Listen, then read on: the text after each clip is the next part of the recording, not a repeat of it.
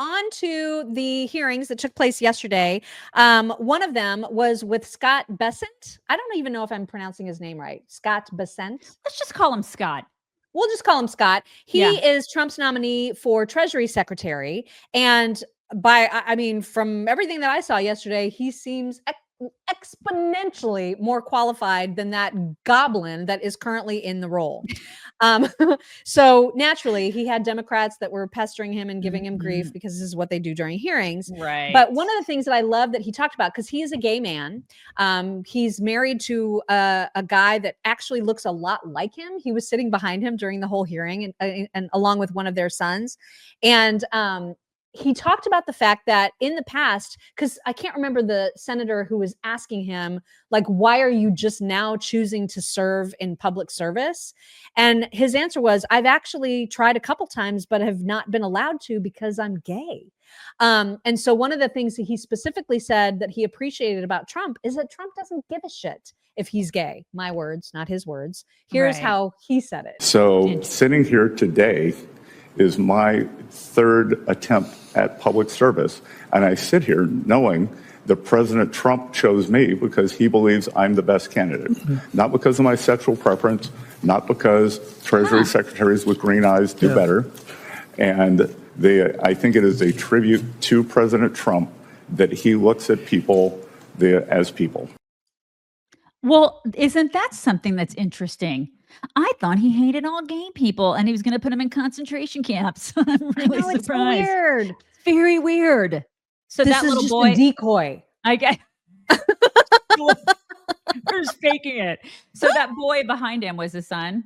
I think so, because I can't imagine what other child would be allowed into that situation. So you know what I mean? He was like Alex P. Keaton, that kid. I know, he's so proper.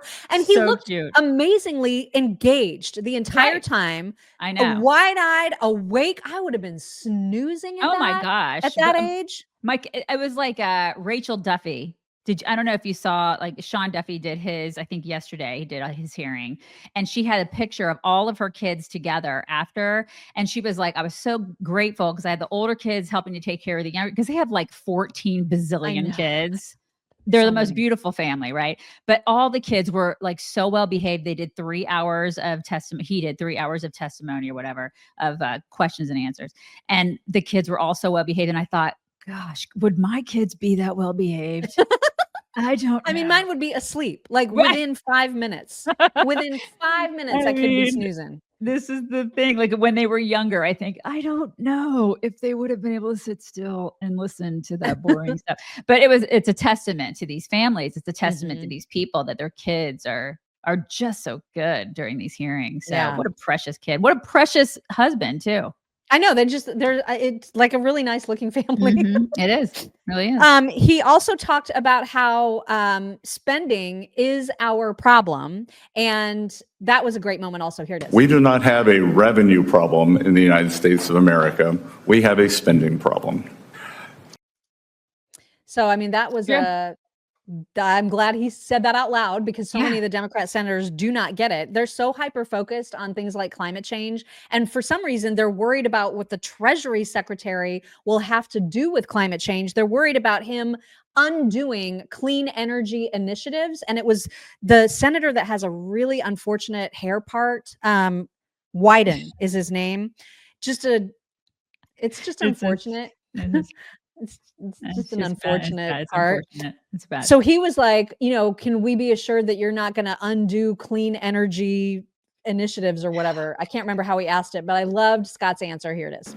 As you stated, and to be clear, this is one of the things that got me out from behind my desk and my quiet life in this campaign, was the thought that this spending is out of control. We are spending about 24, 25% of GDP. So as you said, 6.8 to 7% deficit. We have never seen this before when it is not a recession or not a war. Because we are in an arms race on clean energy with them.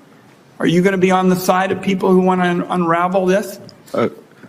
Senator Wyden, just so we can frame this for everyone in the room, China will build 100 new coal plants this year. There is not a clean energy race. There is an energy race. China will build 10 nuclear plants this year. That is not solar. I am in favor of more nuclear plants. And I would note that the IRA, as scored by the CBO, is wildly out of control in terms of spending on the upside. Well, I hope I've been seeing like commentary on how this is going to be the new golden era, like a new financial, economic golden era. I hope that that's right. Fingers are crossed, legs are crossed, arms are crossed, cross everything, you guys. I just hope that that is the case, because we've got to unleash everything. We've got to make America first. We've got to unleash everything. We've got to drill. We've got to do all the things. It's time. It's like these people have just held us back. They have crippled us.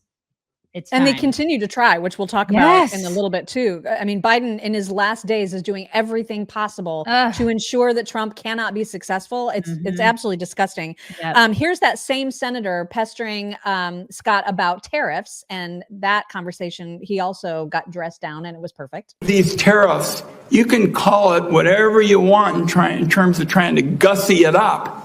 They're going to be paid for by our workers and small businesses. And all through the campaign, we heard they weren't, that foreign countries were going to pay it. I think that's baloney. It's going to be paid for by workers and small businesses.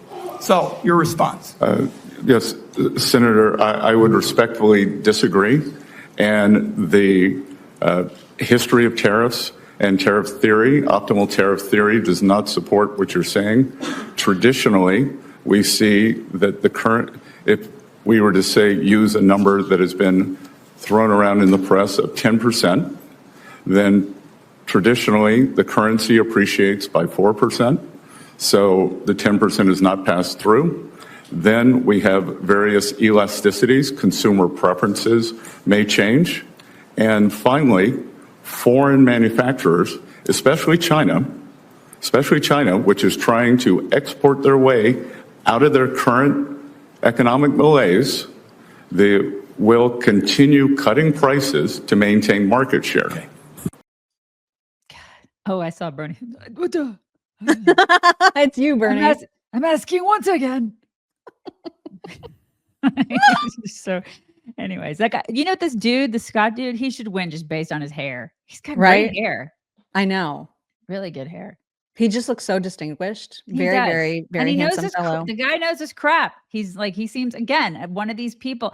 They're all unflappable. All of these people. Unshakable. Every single one who's been put through all this crap, which I don't remember the other people being put through so much crap. Do you guys remember that?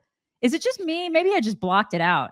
The Democrats. I mean, there have been some tough hearings for sure for Democrats, but it's not as tough.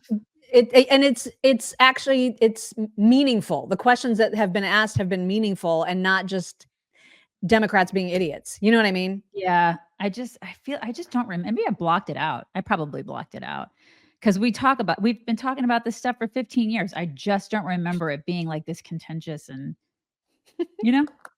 Well, and you were talking earlier, even in this show, about how there's so many people on the left who are mad at true change-making, innovative people like, I mean, I hate to admit it, but Mark Zuckerberg, like Elon, like Bezos, who have really created incredible things and changed the world because of what they do. But Bernie has a problem. You have a problem, Bernie. What do you got it though? Whore shorts. You're such a whore. He's got a problem with them being so rich because if they're that rich, isn't that so oligarchy, you guys? Here is Scott's response to that question. Last night is we're moving toward an oligarchy. I'm asking you that question. Do you think, forget how they made their money, do you think that when so few people have so much wealth and so much economic and political power that is an oligarchic form of society? Well, I would note that President Biden gave the Presidential Medal of Freedom to two people who I think would qualify for his oligarchs. All right. That was perfect. That's not what I asked you. Well, and apparently a bunch of Democrat senators walked out of the confirmation hearing Oh. because they didn't like him criticizing Biden's weaker sanctions it hurt against Russia. So Wow. that made them mad. It hurt their feel bads. They didn't Did he like hurt it. the feelings? Because it hurt their Soros's heart. Like they have such they have such a love for Soros that it hurt the feelings of the BFFs of Soros. Like, screw you. They can't They're take such it. children.